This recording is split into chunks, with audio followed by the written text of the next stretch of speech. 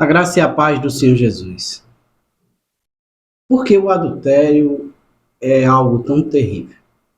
Nós já meditamos sobre as consequências do adultério, a destruição, a questão espiritual, como afeta as emoções, como prejudica o corpo, a morte que é trazida pelo adultério, os efeitos psicológicos, psicossomáticos, tanto na pessoa que adultera quanto na vítima do adultério. E por mais que pareça estranho e se diga que a pessoa que adulterou não sofra, sofre muito. Existe sim uma cobrança espiritual, um peso muito grande sobre a vida dessas pessoas, por mais que a gente venha ignorar, certo? Mas por que é algo tão terrível? A gente precisa entender a origem de tudo, para que a gente entenda de fato como aquilo é mal. O grande problema das pessoas que vivem na prática do adultério, das pessoas que abraçam o segundo, terceiro casamento, as pessoas que traem seus cônjuges é porque não entendem as consequências. O homem, ele só consegue entender que algo é ruim quando tem consequências para ele que pratica o ato. Enquanto as consequências é para o outro, ele ignora completamente. Mas Deus, em sua infinita sabedoria e amor, ele quer preservar todo ser humano das práticas que ele mesmo procura realizar. O adultério é um ato hediondo, inescrupuloso, mortífero, por um simples motivo, que é porque ele mexe com a natureza real das coisas que Deus criou. A palavra adulterar é um transitivo direto, certo? Que significa produzir falsificação, defraudar. Exemplo, adulterou o passaporte. Transitivo direto, bitransitivo e pronominal, certo? Que significa também, né, introduzir alteração em modificar. Um exemplo, a luz adulterou a qualidade do vinho. Esse é o significado da palavra adultério, adulterar, né? E adultério vem de adulterar. Em Êxodo, tem uma relação de pecados que nós não devemos cometer, e um deles é não adulterarás. Quem adultera, né? Quando vai praticar isso, ele estará adulterando. E o Senhor diz que não deverá adulterar, ou seja, modificar, contaminar, defraudar, transformar aquilo que Deus já fez. A palavra adulterarás, né, no hebraico, é napar, que significa cometer adultério. É também uma forma de idolatria, porque a pessoa que adultera, ele está defraudando o original. Por exemplo, quando uma pessoa idolatra, ele está adulterando contra Deus. Quando uma pessoa desse seu cônjuge e se relaciona com outra, ele está adorando ao prazer, ao sexo, certo? É um culto de idolatria, é um culto idólatra, certo? Adultério de mulher, de homem, né, do particípio, conforme eu já disse, tem aquela conotação. Cometer adultério, né, com a esposa de outro homem, com a mulher, com a esposa de outro homem, com a esposa de outra mulher. Mas também nós vemos essa mesma palavra no grego, certo? Em Mateus. Em Mateus capítulo 19, adultério, que é moikeia ou moikal. Lá ele diz que é ter relação ilícita com a mulher de outro homem, ou vice-versa, né? Cometer defraudação, cometer adultério com. Então nós entendemos de uma forma clara, bem objetiva, que adultério é uma defraudação. É transformar algo bom em algo ruim. Por exemplo, nós vemos produtos pirata, por exemplo. Esses produtos pirata é uma defraudação, é uma cópia, é uma transformação de algo que é bom originalmente numa cópia inferior que não faz jus, né, ao original e que também perverte o original. Por exemplo, nós vemos que alguns lugares fabricam réplicas de aparelhos como fones de ouvido, e você compra um fone de ouvido original de uma marca, ele tem uma qualidade tal, uma resistência tal, uma durabilidade tal. Quando você compra aquela réplica, aquela adulteração, ele é inferior. Uma bebida, quando ela é adulterada, por exemplo, um vinho, ele fica com a qualidade inferior, mexe com suas propriedades e até causa problemas de saúde. Um medicamento adulterado causa o mesmo problema, uma comida causa o mesmo problema. Então, o adultério, de forma geral, ele prejudica a pessoa que adquire aquilo, que comete aquilo, que é vítima daquilo. O adultério, ele não tem como ser algo bom, em hipótese ou circunstância nenhuma. Uma mulher que adultera contra seu marido traz grande desgraça sobre sua vida. Ela traz desgraça espiritual, física, emocional, psicológica para ela, para o marido, para os filhos, para a sociedade e para a igreja. A mesma coisa um homem. Um homem que tem a capacidade de ignorar a moral e o bom senso, e principalmente se esse homem se diz cristão e adultera contra sua esposa, ele pode, de uma forma banal, dizer que foi um desejo da carne, coisa e tal, e culpar outro, transferir sua culpa. Mas ele estará defraudando, prejudicando, contaminando sua esposa, prejudicando os filhos, prejudicando a sociedade, prejudicando a própria igreja. E ele estará carregando o nome de Deus em vão. Quando nós vemos na Bíblia dizendo, não dirás o nome do Senhor teu Deus em vão, na verdade, quando você vai para o original, que pega o sentido correto da palavra, a tradução fiel, vai dizer, não carregarás o nome do teu Deus em vão. Carregar no sentido de levar ele. Não é pronunciar. Porque não tem problema você acabar pronunciando, meu Deus e tal. Mas quando nós dizemos ser cristãos, nós nos dizemos cristãos, servos de Cristo Jesus, filhos de Deus, e cometemos uma prática como o adultério, por exemplo, nós estamos pegando o nome de Deus e dizendo que ele está associado a um adúltero. Independente deste homem ou mulher ser pastor, diácono, presbítero, padre, pode ser o que for. Ele está carregando o nome de Deus em vão e irá ter uma consequência para isso. A grande questão é que muitas vezes as pessoas ficam, mas meu marido está no adultério e está muito feliz. Minha esposa está lá no adultério e está muito feliz.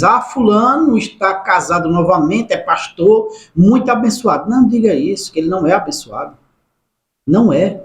O fato dele estar desfrutando de algum gozo, dinheiro, poder, não quer dizer nada. Mas está lá na igreja, prega que é uma bênção, fala em línguas, profetizei. Você sabe se aquele espírito que está profetizando é o Espírito Santo? E se for, Deus usa quem quer, como quer, mas aquela pessoa vai pagar a nota promissória dela quando chegar o dia dela, a hora dela. E eu vejo muitos pagarem aqui neste momento, na terra aqui. A grande questão é que nós deixamos de acreditar em Deus no que a palavra fala, nas provas materiais aqui da palavra, para acreditar na farsa de uma pessoa que está lá do outro lado. Nós vemos muitos casos aí, agora há pouco aconteceu daquela moça, né, Nayara Vilela, que conscientemente entendeu que tinha feito um mal muito grande, tirando aquele homem da família dele, estava mal com aquilo, mas não teve ajuda para entender o processo que passava. E acabou tirando a própria vida. Mas todos viam nas redes sociais a felicidade em pessoa. Sorriso lindo, dentes brancos dela, do marido, fotos bonitas nas redes sociais, e como ela disse, nossa rede social é uma mentira. Nós não vivemos isso. Porque o ser humano se adaptou a viver na fraude, na mentira, no engano. Nós vemos isso pelo que acontece no quadro mundial hoje. Se você olhar a geopolítica, veja a realidade que nós vivemos, veja as igrejas. Muitas pessoas nas igrejas vivendo de uma fraude, lá no altar, na frente da igreja, a coisa mais linda do mundo, mas sendo comida pelo pecado, pelo adultério, pela raiva, pela falta de amor, famílias destruídas. E é contra o que a palavra fala. Paulo diz que o servo do Senhor, o diácono, o bispo, o pastor tem que ser um homem casado com uma só mulher, e eles distorcem a palavra, dizendo que não é porque ele não pode casar com duas ao mesmo tempo, mas ali está dizendo que ele só pode ter um casamento, e não dois, três, quatro, cinco, seis. Mas muitos estão fazendo isso, e muitos até criticam quando a gente fala, dizendo, não pode, é falta de ética, eu vou falar. Porque esse ato hediondo que um dia nós cometemos, que um dia outras pessoas cometeram, que pessoas que estão cometendo nesse momento, que Deus nos livre de nós não cometermos esses atos. Que nós não venhamos a cometê-lo. Porque é horrível, é hediondo, é um pecado contra Deus, porque é defraudar aquilo que Deus fez, que é tão sagrado, belo, bonito e bem projetado, que é o casamento. Uma pessoa que separa do seu casamento, vai viver com outra, ele está dizendo a Deus que o projeto de Deus tem falha, não é como Deus quer, mas o dele, que ele decidiu, é melhor do que o de Deus. A pessoa está praticando idolatria porque ele está idolatrando o prazer, a tal felicidade dele, o bem-estar dele, ignorando a vontade de Deus. Quando Deus nos mostra a todo tempo que o melhor é se converter, abandonar as práticas, mudar o caminho, mudar a postura, fazer o que é certo, Deus diz isso a todo tempo. Mas o homem prefere trilhar pelo caminho da destruição porque ele acha que é melhor, é mais sensato. Então, o adultério, ele é tão mau porque ele está pervertendo a maior obra do Senhor. O maior projeto, que é a família, é o casamento. Irmão, é a salvação. Irmão, a salvação é para o indivíduo, é para o homem. O casamento é para o casal, é para a estrutura social, a estrutura da igreja, a estrutura do mundo. Porque você já viu alguém casar consigo mesmo, reproduzir consigo mesmo, ter filho consigo mesmo? Não, não existe. E todo viés ideológico que está destruindo o mundo ataca a família, os valores. E o adultério é uma inversão de valor. É dizer que o falso, o pervertido, o ruim, o mal, é que é bom. Por isso nós precisamos nos levantar e entender de fato o que é o adultério. Nós precisamos entender o sentido real da palavra, do propósito, do projeto. Tanto o projeto de Deus quanto o projeto do inimigo.